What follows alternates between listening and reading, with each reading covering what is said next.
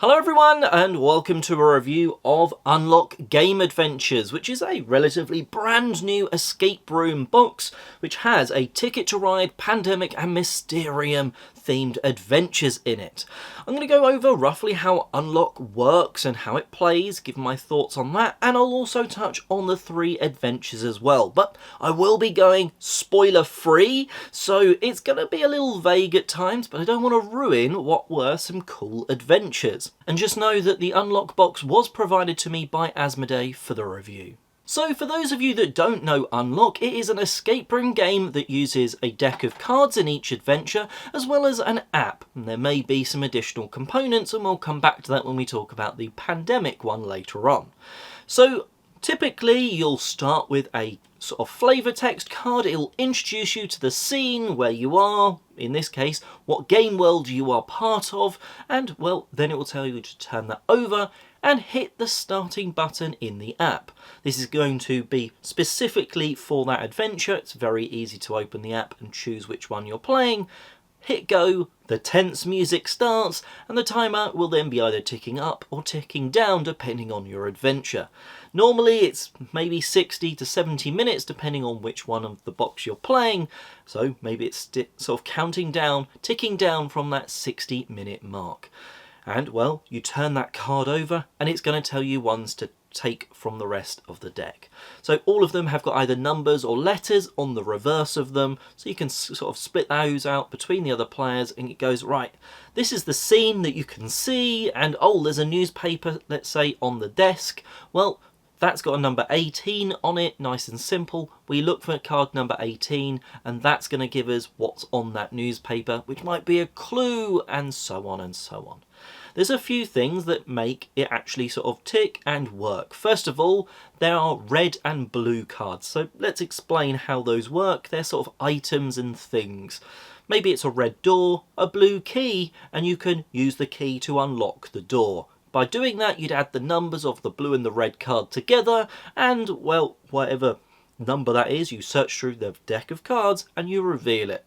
Hopefully it's going to give you a new place if it's like going through a door, but maybe it's opening a safe and you get an item out of it that's going to help you maybe interact with something else, or give you a clue to a code that you maybe need to put into the app.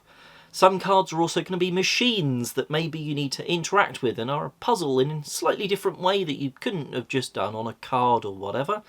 And that's how the game works and progresses. You're going to be going through different locations by finding them from your deck of cards. Sometimes the app will instruct you once you've done a certain thing. Maybe you've, opened that padlock code that you've managed to put the right numbers into the app. Well, then it goes, oh, you've done this. Well, you can take this card from the deck, and that's a new item that, oh, we could probably use that with this, and that sort of stuff. And using your logic, you'll go through them. So that's sort of Unlock as a sort of basis, and it works really well. We're a huge fan of the Unlock series because they are often really great ways to spend sort of a good amount of time, that hour, up to an hour, hopefully. You'll sort of manage to do it before the timer runs out, though the app does allow you to continue if you do go over that time, so it's not like a hard limit like you might get with an actual escape room and they kick you out the room for someone else to use. No, if you do go over that timer, it just deducts your star rating that you're going to get at the end of the game. That's one nice feature. The other thing is that, well, the app is used. You do have to use it. It's not something that is optional. It's not an enhancement. You need it. Not only does it count down the timer, it does interact with a number of the adventures. Certainly in this box, there's many things, puzzles or machines, that you're using the app to do something that you couldn't do and you can't do without it. So if you're someone that wants to unplug from sort of the experience and unplug and play a board game and not have any technology, then, well, Unlock as a whole, you're always going to need that app, so just know that going into it. As with all of the other unlocks, I've got to really commend the red and blue item system. It makes it really intuitive to sort of be like, yeah, these two things could go together, but sometimes they do like to throw the nice little curveballs in there that maybe you shouldn't have opened that door because, well, it said danger on it after all. And then maybe you get like a penalty card and you have to hit the penalty button in the app. That loses you a minute of time and stuff like that. So I like that it's a really intuitive system. Once you're playing, you really kind of need to maybe skim the rules. There's even a tutorial, sort of small card tutorial. I think it's like maybe 6-7 cards for you to play through, and then you're pretty much ready to go straight into one of these adventures. And I think that's a really good thing about Unlock. One thing some players will ask about this box, but I think it applies to all Unlocks, is what's a good player range for it. On the box it says 1 to 6, and well, you could play these through 1 to 6, though there's definitely at least one time where soloing it wouldn't be very good. I think at least 2 players, and I think kind of a maximum of 4. I think otherwise there would be times where there would be players solving something, having a look at cards, and there'd be at least one player sort of sat there with no cards to look at. And, well, I think that's quite sort of capturing what a real-world escape room is like. You kind of don't want normally many more than 4, otherwise there's someone just sort of stood there as a cheerleader, I find, in an actual escape room. I think that's pretty much sort of what I think with Unlock. These worked really well with just me and my wife, but we have played previous Unlocks with 3 or 4 players, and we've really enjoyed that, but I wouldn't want to go above that, because otherwise I think people would start to not have something to do at the same time. But that's Unlock. We really do like them. Now let's jump into these 3 adventures. And I'm going to do them in difficulty order, which is Ticket to Ride, then Mysterium, and then the Pandemic one, based on the padlock ratings on the box. So first of all, the Ticket to Ride themed one is the easiest one, and it certainly did take us the least amount of time. It was a fairly short one because it was that easier one, but it was not necessarily worst as a result. We really enjoyed the theming of this one, as you are getting on a train and going across America like the original Ticket to Ride map. The theming does make sense on this one because you are going to be a reporter, and that's the reason you're there, to cover the news story of this train going across America, but also it kind of makes sense why you're digging into things a bit, trying to get a bit of a scoop for your newspaper. It's not that you're just a random person trying to uncover clues about something.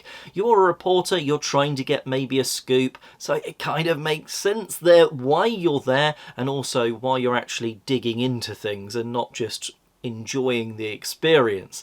So I like that that theme really is captured in this one. One thing I would point out though is that there is at least one and half of a second puzzle in this one that really did need someone to know Ticket to Ride. Now, for most gamers, that's not going to be an issue, but it does mean that if you're sort of more of an escape room fan and you just sort of see the Unlock series as, oh, they're cool escape rooms, well, if you don't really know Ticket to Ride, there's a couple of puzzles which might just take you a little bit longer. They might trip you up, you might need to use a hint on the app. Whether that's good or bad, you know, I really liked them. Coming from a fan of Ticket to Ride, actually it being a Ticket to Ride escape room and having to know a little bit about Ticket to Ride, in terms of if you've played once, that should be enough information sort of thing. Not all of the puzzles are that deep into Ticket to Ride. Most of them are just more the fun, not generic, but the escape roomy vibed sort of stuff as you're working through puzzles, getting codes and different things like that. But there's also some cool uses of the app in the Ticket to Ride one. We certainly did enjoy that adventure. Next up was the 2 padlock out of 3 Mysterium. And actually, we found it to be the hardest of the 3 puzzles in the box, which isn't actually uncommon. We always seem to find that the 2 padlock adventure is the hardest, even if there's a 3 padlock adventure in the box. I don't know if that's just the way that our minds work, but we seem to commonly find that. But either way, this is a really cool theming, and I don't think you necessarily need to know anything about Mysterium, but there's certainly nods and stuff in the right direction. You've got all that sort of spookiness, the ghosts, you've even got visiony cards that come out as part of the experience. although the majority of the cards and just have normal artwork. You're not the whole way through the adventure, you're not looking at these weird abstract artworks going, what is going on? But they come up from now and again, which is a nice touch back to actual Mysterium. I'm not going to tell you how they're used, you can definitely sort of find that out by playing. One thing that I would say, I mean, this is like the super minus spoiler. At one point, there is a ghost because, well, it's Mysterium and you're trying to communicate with a ghost like in Mysterium. One player will be doing that communication with the ghost. Now, normally I'm really adverse to this when one player gets to do something special and everyone else around the table then is watching or waiting. Actually, we found that it was really cool for the other people round the table when that was going on for a very particular reason that I can't tell you because it would probably spoil that puzzle and that element of it. But a cool use of the app, the sort of idea of communicating with the ghost, but it wasn't just good for the one player that got to do it.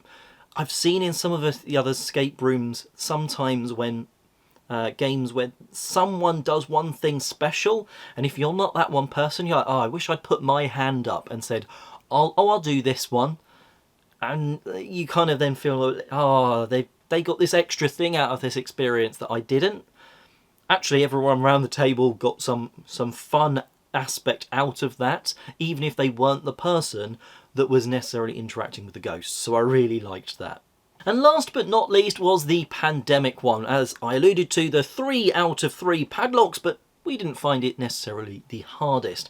Interestingly, this one seems to have a bit of a branch in there, which is a bit unusual for escape rooms, but I kind of like it, I kind of don't. What I mean by that is when we had correctly finished, and, you know, we'd got our score, the app had given us our star rating, we had a look at some of the cards at the back, just in case, and actually some of them had bits that we hadn't seen. And there was a couple of bits where it was like, oh, that was almost different from what we could have got, sort of thing. So it's interesting, I think, that it does seem like there is a split or a branch in there in that sort of experience. Part of me likes that. It means that you can play it once, you're not going to probably play an escape room again, but someone else can play it and maybe get a different experience. So when you start talking to them, you're like, oh, you did it, that. I kind of like that, but I kind of also wish that those extra cards had just been used as an extra puzzle that everyone would have got. I feel like it's odd for an escape room to try that. It's more of like a narrative game that would try and do a branch, and I think maybe I would prefer them to stay in narrative games rather than escape rooms, but it's a little bit different. This one did have some cool uses of the app. To be fair, they all did at times, with some sort of augmented reality across all of them.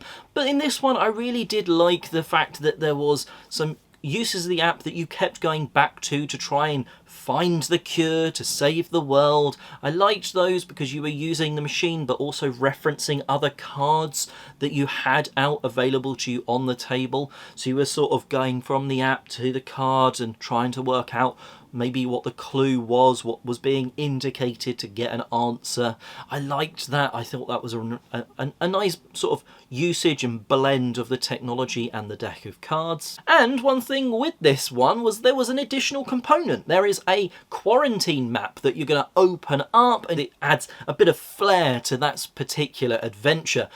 I like, though, that this is used for some puzzles and stuff along the way, but it doesn't dominate the experience. You've still got plenty in the app with those that sort of cool usage of some of the machines. You've still got some, you've still got a whole deck of cards that you're going to be working through.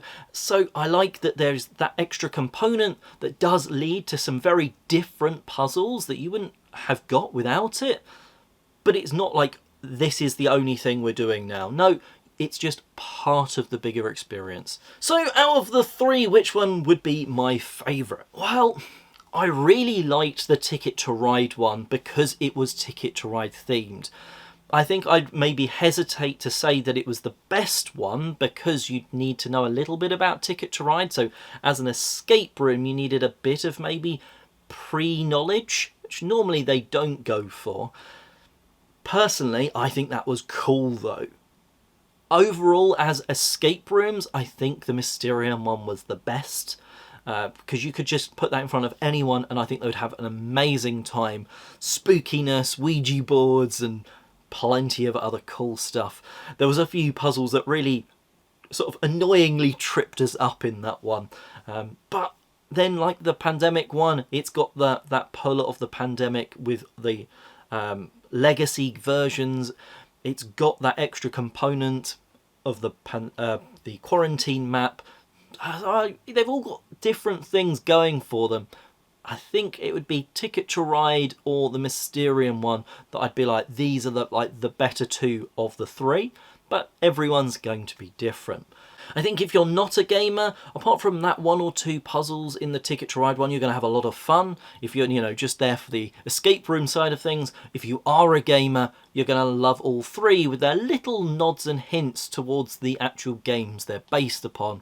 I think you're going to have a real cool time trying to escape these scenarios. Let me know in the comments section below if you've played this one or any of the other unlocks, and what did you think of it? Do you like the app usage? Let us know in the comments section below. Until next time, have a great day escaping.